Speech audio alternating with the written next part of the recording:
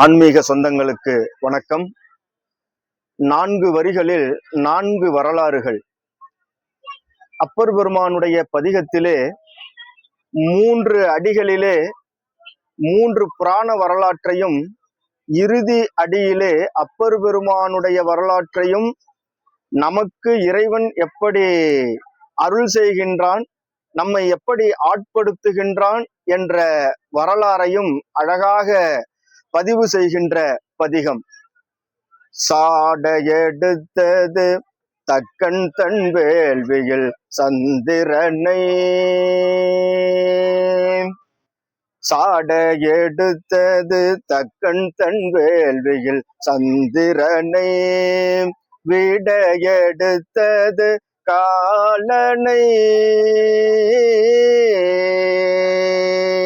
விட எடுத்தது காலனை, நாரணன் நான்முகன் நாரணன் நான்முகன், சாட எடுத்தது தக்கன் தன் வேள்வியில் சந்திரனை, வேட எடுத்தது காலனை,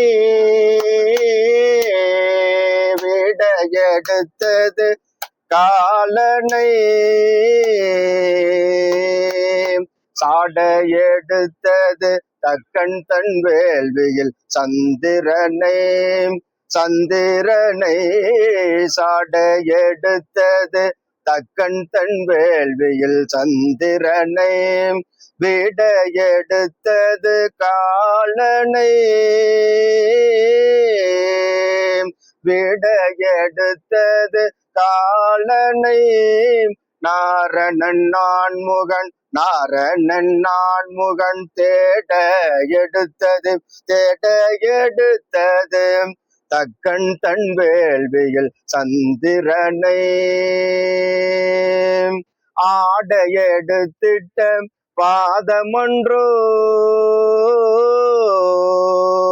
ஆட எடுத்திட்ட பாதமன்றோ நம்மை ஆட்கொண்டது ஆட்கொண்டது, ஆட எடுத்திட்ட பாதமன்றோ நம்மை ஆட்கொண்டது ஆட்கொண்டது.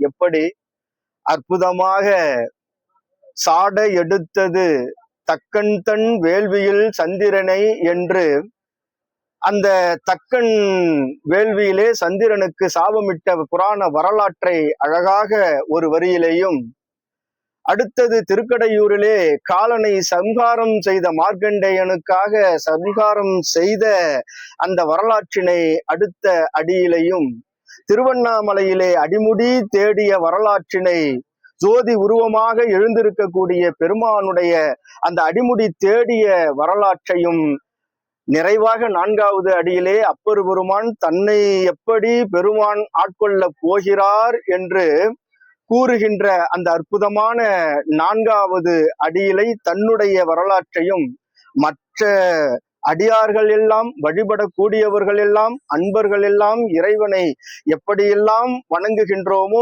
அதற்கு தகுந்தது போல அவர்களுக்கெல்லாம் ஆட்படுத்தி அருள்பாலிக்க கூடியவன் இறைவன் என்பதை இந்த பதிகத்திலே அற்புதமாக பதிவு செய்திருக்கின்றார். வணக்கம்.